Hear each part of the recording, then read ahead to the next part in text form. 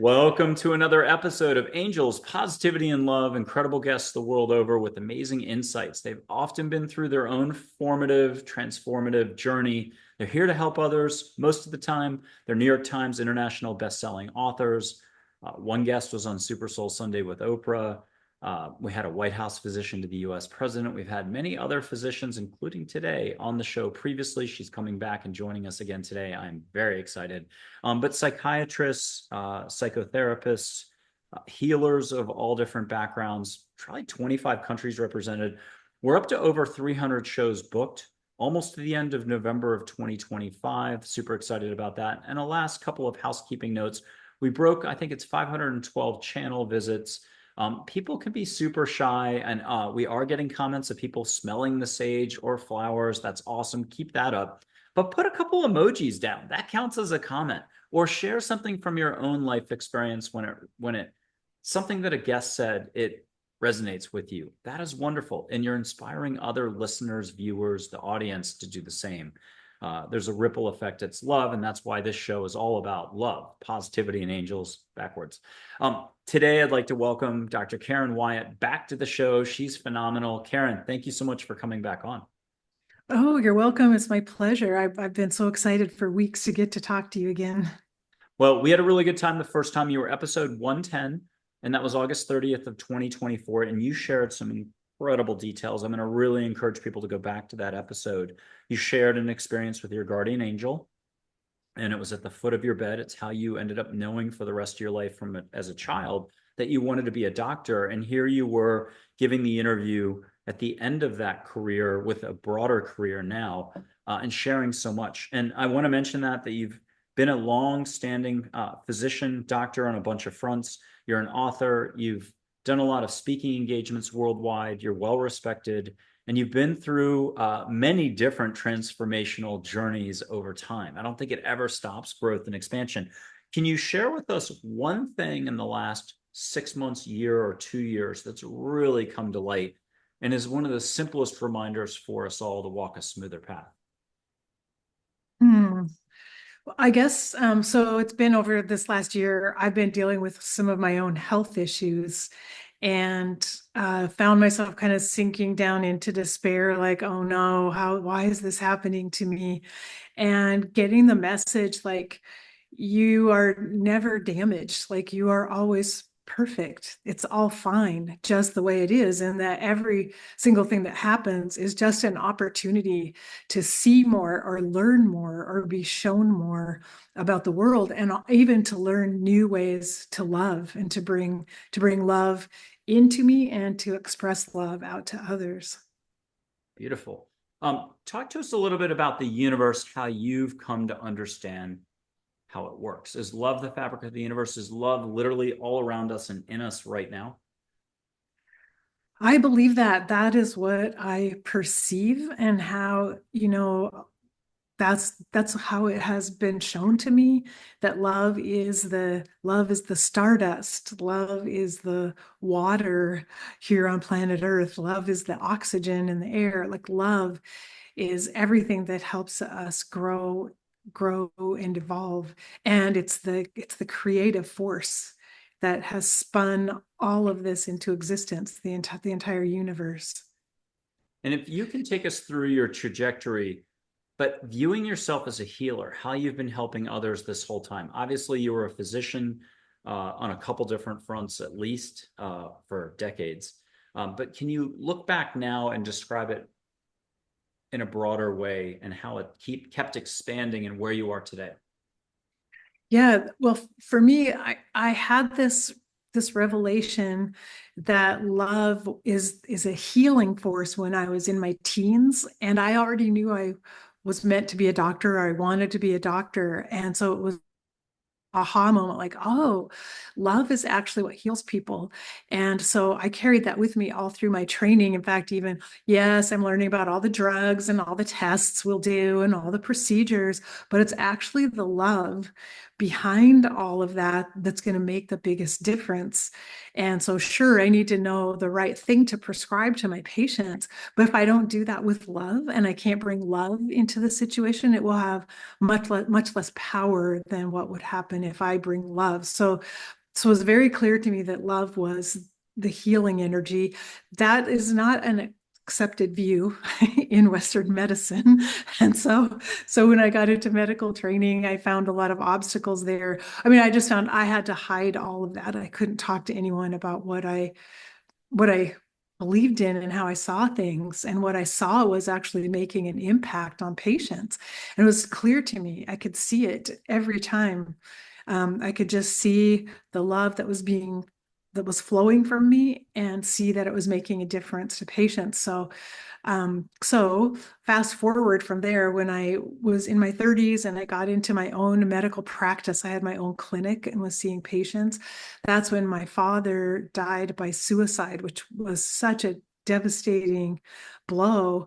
And it actually completely temporarily shattered my whole love theory because my dad was one of the people I loved the most.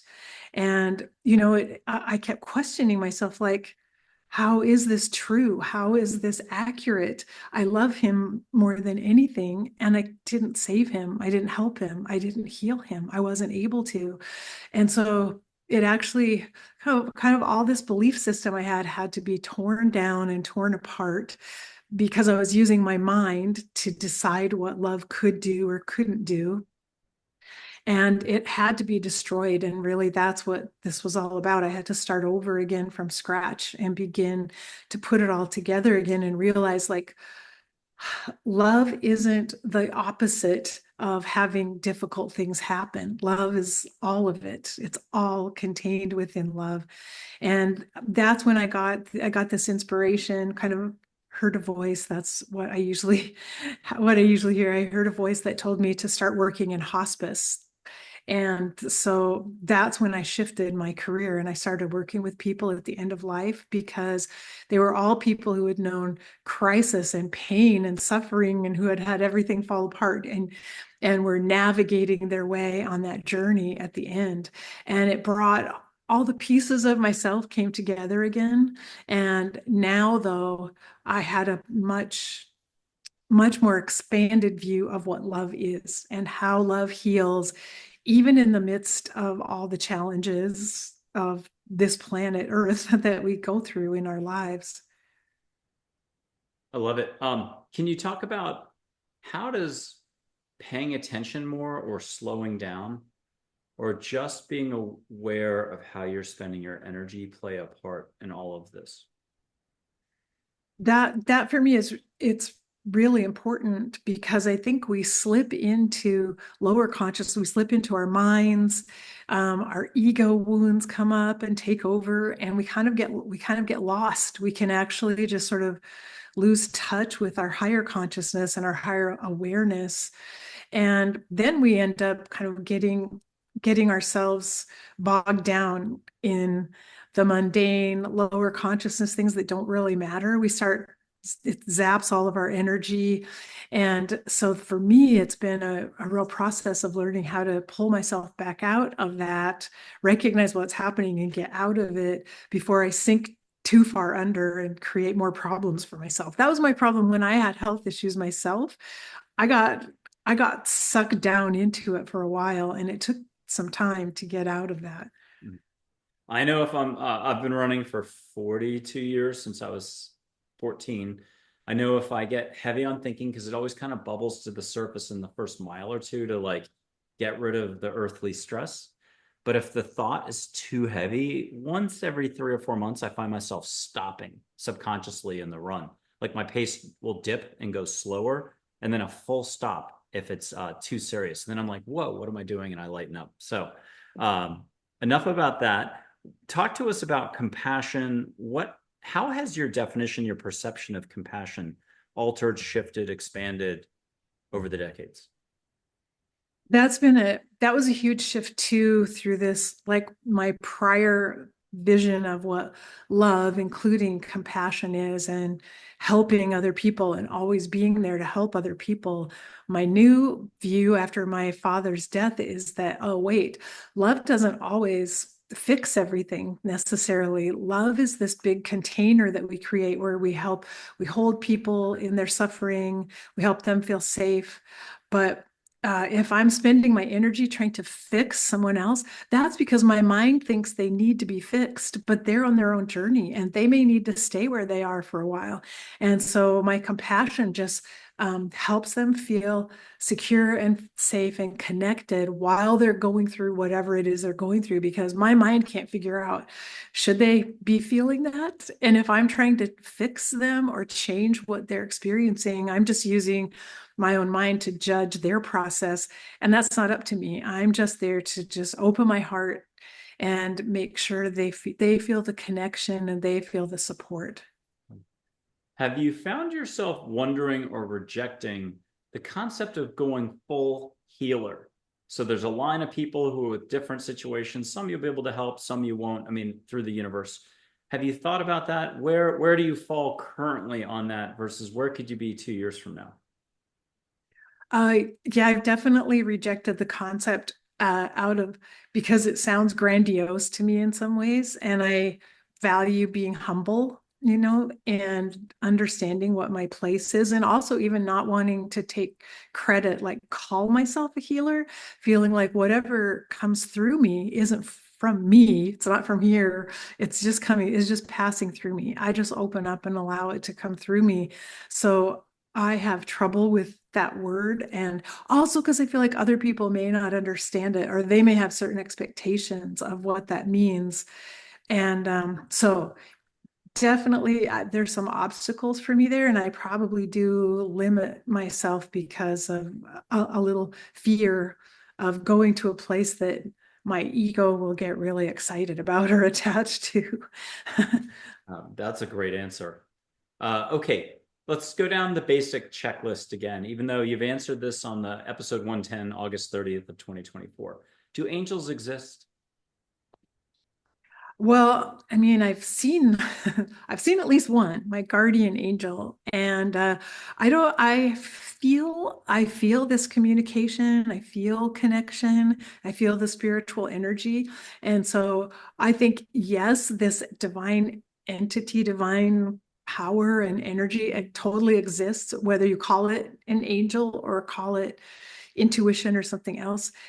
From my experience, it's absolutely real and absolutely there. And then, And oh, yeah, and I've met people that feel like they're just transmitting this pure angelic beauty.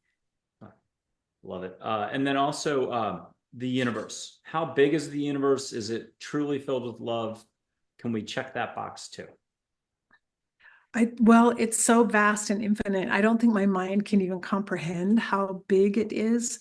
And so I believe that love is the creative generative force of the universe, but it's love that is for the good of the whole of the universe.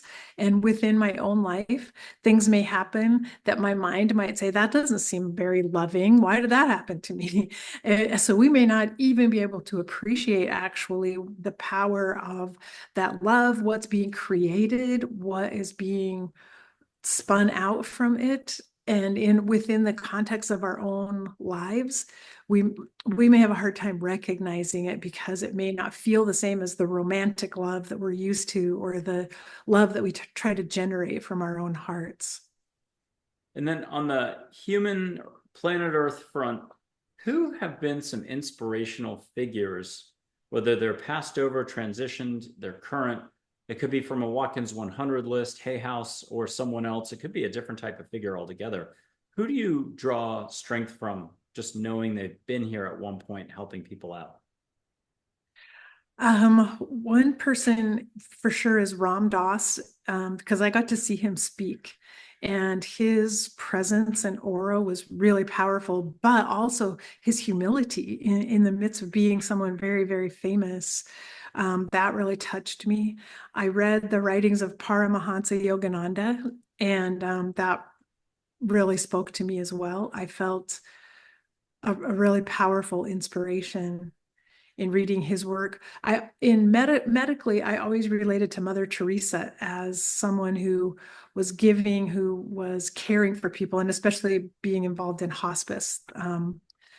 Mother Teresa spoke to me a lot, and her writings about love and kind of her willingness to like live on the streets and deal with the greatest suffering you could imagine. And if you could talk to us about obstacles, suffering, pain, we get it in our head that something's happened to us. It could be the workplace, relationships, illness, this and that. What's your perspective now on the ripples or the bumps in the road? Well, I now see that as much as possible, if we can take the highest view, the view from our higher consciousness, we can see that those experiences, they're just opportunities for us to learn more, grow more, show more love, even though they're painful and devastating, like my father's death. And so I know that, I believe that that's true. It's just in the moment when something happens, it's a little hard to return to it and remember it. Can you get into that a little bit more? Because it's easy to hear in an interview that like there's a broader perspective, but when it's actually happening to you and you're stuck in the mind, reacting, rejecting, resisting, stress, fear, worry, guilt, and worse, that's a lot of density. Can you give us a pep talk about how there's more here if you can just slide out of this, the brain? Yeah, I think that's really one of the greatest tasks for everyone, for our human existence, is to come up with our own little toolkit, our own resources that can help us when we're going through those times. And honestly, I meet so many people in their later years of life who've never thought about this before. They haven't developed any of their own resources or tools. And for me, a new one, now that I live near the ocean, is to just go for a walk barefoot on the sand at the water's edge. And that was given to me by angels through Oh, one of our sessions. But it's so powerful. The moment my feet touch the sand, it's like something happens and there's a shift that comes over me. It's just so powerful. So I feel like any type of nature around us, if we can go outside, be in nature, touch a tree, sniff a flower, like anytime we can connect with nature, that can really help us to get this bigger view. There's something so much greater than our little lives happening here in the universe. oh. I love it. I'm going to light some sage now. People can catch it. It doesn't matter what year it is, 2030, you're in Berlin, Tokyo, Christchurch. Just catch sage. And then what will you allow for as the rub? That'll be the next question for you is the real, if we tossed out spirituality, love, angels, the fluffy stuff, the real rub for everybody, no matter how much they're in their brain, no matter how much they know, is the daily rinse and repeat, the rat race that's up here. What are people allowing for just at the get-go? As adults, we tend to tighten up a lot. I'm going to light the sage first, though, and give everybody a chance to just catch some smoke. Some people just seeing a flame might taste it if they're extra wide open. Allow for what you can allow for. I like setting a tent. This is going to be the best cup of tea I've ever made in my life. I'm going to enjoy it. So ask the angels, universe to bring it to you through two screens. Red-tailed hawk feather, kind of cliche, but that's okay. Here's smoke. Are you already catching it, Karen, in California? Mm-hmm. And if you'll ask for flowers as well and let us know if you get any type of flowers.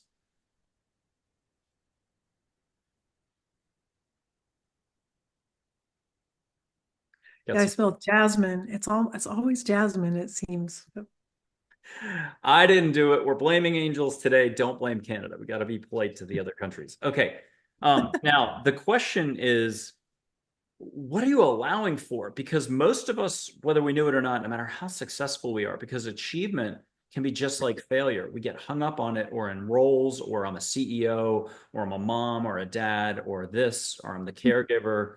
And we get very stuck. Like, you don't understand my situation. I'm in the middle of a divorce, my fifth one in 5 weeks. I'm the most unlucky person in the world. And so stuff's happening to us all the time. We don't realize that we're not allowing for more. Can you crowbar this open and put a little light into the scenario of being human daily? Yeah, I would say, I mean, I still work on this every single day, every single day, trying to figure out, for one thing, every day wondering, what am I here for? And am I still doing what it is I came here for? Am I actually doing that? And having to just have little practices, like little rituals of writing in my journal and drinking tea or some coffee in the morning, and just a small space and time to be contemplative and to sit and reflect on what's happening, and always remind myself, oh, that's right. It's not about these little daily details of what's happening. It's something bigger than this, and get myself back to that calmer state again so I can move forward each day. But I'm still struggling to figure out, am I doing the right thing? Should I be doing something else? And how am I limiting myself? Well, let's find out. You're not going to share anything publicly, but I'll put up a couple angel photos. We'll make sure. And that's what I was trying to write down. My pen was just out of reach. And I was like, oh boy, I've never done this before. So I was looking at my pen the whole time and I'm like, I need that pen. But for Ram Dass, Mother Teresa, Yogananda, and then Anandamayi Ma as well, I've got that classic photo of the last two together that I never had seen until a couple weeks ago. We'll put those up after a few angels. If you don't mind getting something private along those lines, you're not going to share it out loud, and then something for public consumption for us all, a simple reminder. Here's Joy and Angel, pink ball light, high peppy voice if people want to hear her directly. People can treat her like a fireplace or just use your whole body as a sensor and feel some love. High vibe, yummy in the tummy, whoosh in the room. 1 million ways to feel an angel. Say when you got your private answer about your kind of new path ahead. You're not sharing any details out loud. Got it? Okay. You're a public guinea pig right now. But now for public consumption, what does she have as a reminder for us all? I would say, don't forget that she's already here. All of this information and knowledge, and wisdom, it's already here. We already have it. And we spend so much of our time trying to search for it and trying to seek it out. And how do I get there? How do I learn this? How do I find it? But it's already right here. It's so simple if we only realize that. I like it. Okay, Charlotte, another angel, everybody's favorite school teacher from third form if you live in Canada or New Zealand, third grade if it's America. Mrs. Wilson, not Mrs. Johansson who got you in trouble, the nice one. Catch something private for her here, point blank what you're supposed to be doing in the future, and you're like, oh my God. And then ditch that for a second because you got to go back for the audience. What does she have for the whole audience watching? And we're talking years into the future, millions of views later. What does she have? It seems to me like, remember to take one step at a time and not to try to rush ahead. Just let it come to you and let it flow easily and naturally to you. One guardian angel here, my guardian angel, your guardian angel, maybe 80,000 other people's guardian angel, but she's light waves of energy and water. She's a sweetheart. Min is good enough, like Minnesota, Lakota Sioux word for water. Very Pacific princess, or even Mother Hawaii, if you want to say. She's got a lot of Hawaiian spirituality in her. Catch the ocean. If you're already drank the Kool-Aid at home, ask for your favorite ocean smell and receive it. And then please put it in the comments. Make sure you get a good private reminder on something and say, got it when you got it. Okay, and then what does she have as a reminder for us all? Well, this goes back to the idea of, don't try to fix things. Don't try too hard to make everything better and fix it. Try more to just let it be, go with it, embrace whatever is happening right now, because it's our minds that want to fix it, and we get really trapped there trying to figure it out and figure out how we can make it better. But go with it. And that reminds me, there was an angel once who said, Fiona, an angel named Fiona, talking about big picture for mankind and mankind's expansion. But we have a real, what's the word? Starts with the P. A real proclivity is one word, but there's another one. Real tendency to want to fix everything. Global climate change. Oh my God, we better do all this stuff. And she said, things don't need to be fixed, in quotes, the fixed. It isn't up to humans. Let go. There's a lot of other stuff going on and a lot of love we're being looked out for. If you ever freak out about anything going on globally, please trust that you're protected If you want to do direct listening, you can hear you're going to be A-OK. Here's Mother Teresa for you, a sense of humor. Please feel all the love in the world privately, get a little reminder privately, but then what does she have for us all? And I'll buy you time, because she said, compassion is like a deep breath for many. She also said compassion is not dependent on any one person's happiness. And I think a public quote that she gave a long time ago when she was alive, because I don't think those other two were that way. I think she said, if you judge people, you have no time to love them. And what's the Mhm. reminder she has through you for all of us? I think it goes along with that idea of trying to fix someone else is a way of judging them, and that what anyone in our lives needs from us is just to be loved as they are, as hard as that may seem, or maybe as much as we wish we could just tell them, give them advice, or tell them what we think they should do. Just purely loving them is actually the thing that will help them grow the most. Ram Dass. I've got this photo. Didn't grab any other photos. I think it's a pretty good photo, but just what are you getting from Ram for a reminder for us all? I see his reminder as saying, we can get tripped up by the lower self and by the ego if we aren't kind of aware that that exists within us too. That's part of our human selves, and to not get lost in not also not get lost in the higher states and forget that we also carry with us lower consciousness, because we have to always be aware of it there, but not let it take control of us and let it pull us under.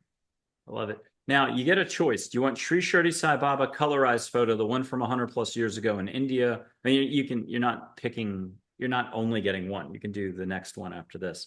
Elvis, Thich Nhat Hanh, or Anandamayi Ma. Who do you want next? I'd like to try Sai Baba. Okay. We'll need a game show motif back here. Door A, door B, door C, and some game show music in a little while. Okay, here he is. This is a photo that's great for people. We know photos historically cannot move. There's no way, Jose. But yet that's what hundreds and thousands of people have done, is allow a wink, a smile, a shoulder waggle. And why not keep going with all the senses? Catch an Indian temple incense as if you're just standing 10 meters in front of a temple, and the wind blew you the incense that was sacred and special from just a little bit behind you over your shoulder.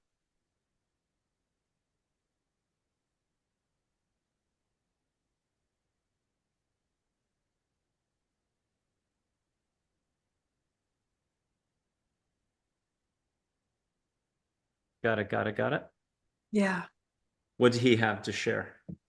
Wow. His eyes like look straight through you. And that's kind of what I see as like this value of learning, allowing yourself to be transparent, that being seen through is like one of the most powerful healing acts you can have. So to help us pull down our guard and not put up so many shields and obstacles, to allow ourselves to be more transparent.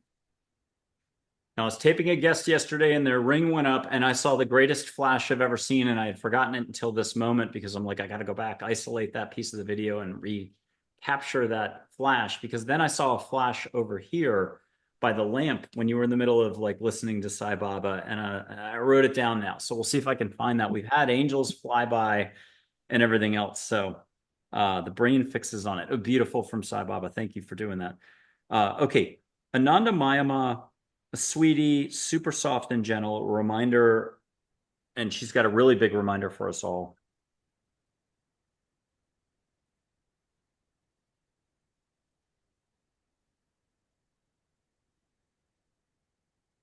And are you feeling this one? Yeah. Yeah. What reminder are you getting for us all? Just be kind to yourself. That the greatest love you'll ever feel is the love that comes from you to yourself, the love that you can generate for yourself. And I think this is considered a classic. To me, I've never seen it before, but and sometimes I stumble on fun photos that people are like, where'd you get that? This one I think is considered a complete classic. Yogananda with Anandamayi Ma. You've seen Oh, this before, right? wow. So there they are together. Just hear something from them both.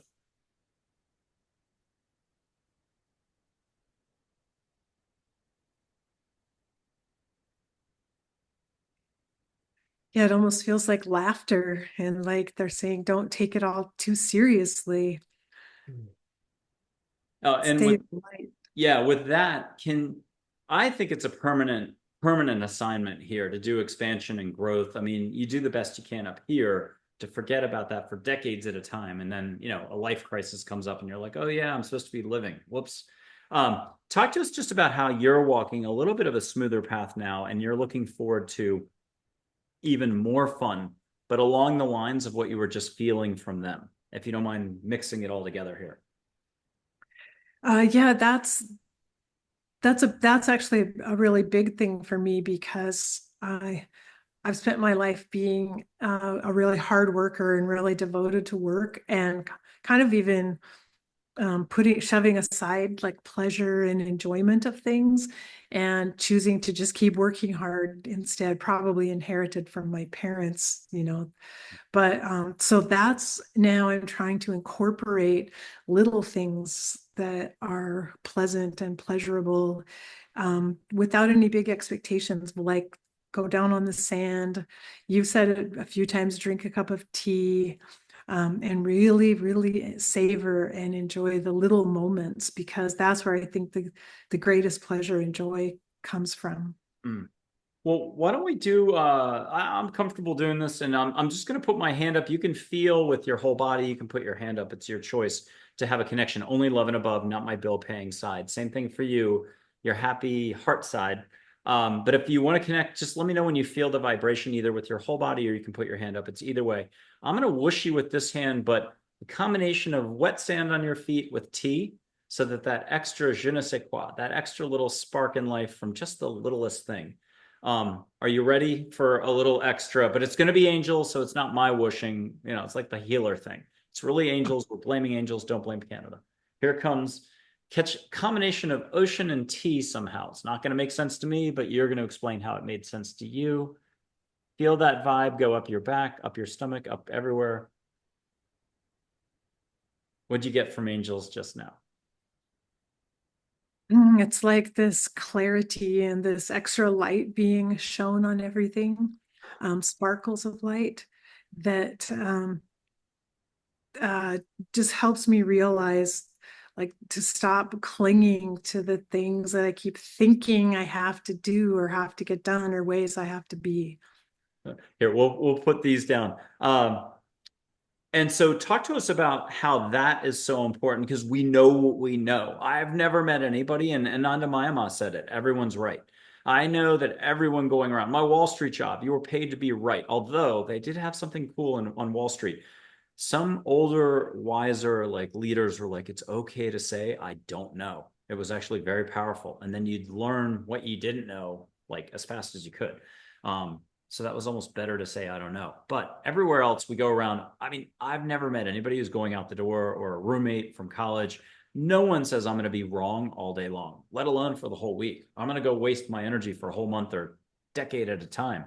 And yet that's kind of what we do with a lot of stuff. Yeah. So talk to us about that whole dichotomy. You're up here and it's going to happen. Welcome to being human. Thinking is not going away. And then there's being down here, growing your awareness, not growing your thinking. What's this all about again? Karen. Well, one thing I could say that a yoga teacher in a yoga class said that has really stuck with me is that we were doing a balancing pose, and he said the object of this practice is not to learn how to always be in balance. The object is to fall out of balance and learn how to get back in balance afterwards. And like that just clicked a light on for me. Oh, that's really what our life is all about. It's not like we're supposed to be at this higher consciousness stage and always be able to stay there all the time. We're here learning how do I get there when I've fallen out and knowing that it's normal. It's the thing is, we are going to fall out all the time, constantly. And what we're gradually learning is getting better and better at getting back in. Brilliant. Now, this is going to be the simplest, easiest answers, and only share what you publicly want to share. three things that you're gratitude for, three things that you're grateful for. My English is going away quickly here. Three things you're grateful for. My family, my husband, children, and grandchildren, who are just those relationships are just growing and thriving right now. And grateful for my better health, grateful for better feeling better physically, having new energy, and grateful for just the sunshine. The sun comes up every morning, and I get to go outside and experience it. And then I'm going to give you a list of words. Choose from any of them. I grabbed the wrong piece of paper. I got it right here. Choose from any of them and run with it. Which one jumps out, or three of them that jump out that you want to talk about? Acceptance, acknowledging, attention, allowing, attitude, awareness, abundance, angels, appreciation. You already covered gratitude. Allowing all and opening openness. What one would you want to talk about? I guess, well, acceptance and allowing both came up for me, but I get they're a little different in that accepting means just being able to accept whatever is right now in this moment, but allowing is almost one step further of staying open to whatever's going to come next, whatever the next thing is, and not trying to influence it or force something to happen, to be accept what is right now and then allow whatever is coming and whatever is on its way next. Well, you gave me an idea just now, and this is going to be just a 30-second exercise. We might have done this before the show, but I'm going to put up a dark construction piece of paper background. Blue sky is number one. I'll show you my light. You don't have to show me yours, but you'll see my light. If you'll ask for just extra, you don't have to share anything out loud, but you'll simply say what color you see flowing between my fingers. In a little bit, we'll do it a little differently, quicker and shorter, and then we'll see what the universe will just bring you on your own, either around you somehow. People at home, the only thing I can say for setting the table on this, it's really angels doing the setting of the table. They'll even carry it in for you. You only have to take a seat and receive some hospitality. Don't do anything. Be here. There's nothing to gain, nothing to lose here. You have it all, but good luck taking it. It might take 30 years to believe it. So here's a piece of construction paper with foam. I think I brought this all the way from Omega Institute 2 years ago. It's still intact. Everyone gets a dad joke, more importantly. What's the only flower found on the human face? Tulips. Although someone said iris, and they're correct as well. See a little filament of light between my fingers. Is it green, gold, yellow, 5 colors at once? What color do you see, Karen? Now I'm seeing it's like a pinkish purple color. Yay, that was easy. I'm going to do one more thing. Just name any color from a regular Bic lighter. What do you see? Orange. Yay. But now my finger is going to be the lighter. And then you'll see a little light coming off. And we're going to go back to the lighter in 1 second. And we're almost done with all this. Okay. What do you see at the tip of my finger coming off of it? Let me just let go a little extra.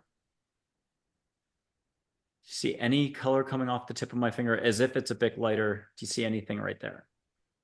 I see a slight red. Okay. And then, oh yeah, ask angels, the universe, to do a little extra light that you know isn't the Bic flame light. And then we have a final thing that'll just be at your end. What will you allow for is the whole rub here. You know, I would have 10 years ago been like, hey, what are they talking about? I can't see any of this stuff. You just have to let go like you play a good round of golf, or if you're a good knitter, crochet, whatever I'm trying to say. Good at backgammon. Throw a lot of doubles in a row. What are you seeing on top of the flame that you know is not the lighter? I can see extra, I guess it's a yellow orange. Good. Last thing, you can close your eyes if you want. You can leave them open. You can catch a little bit of light around you. You don't have to acknowledge any of it, but just ask the universe to bring you something beautiful.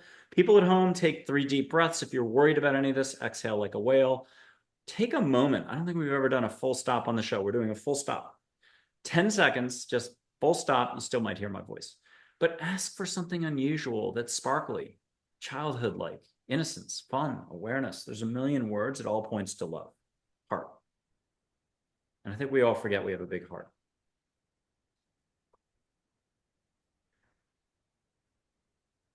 What will you allow for is my reminder for everybody. Just allow for a little more love.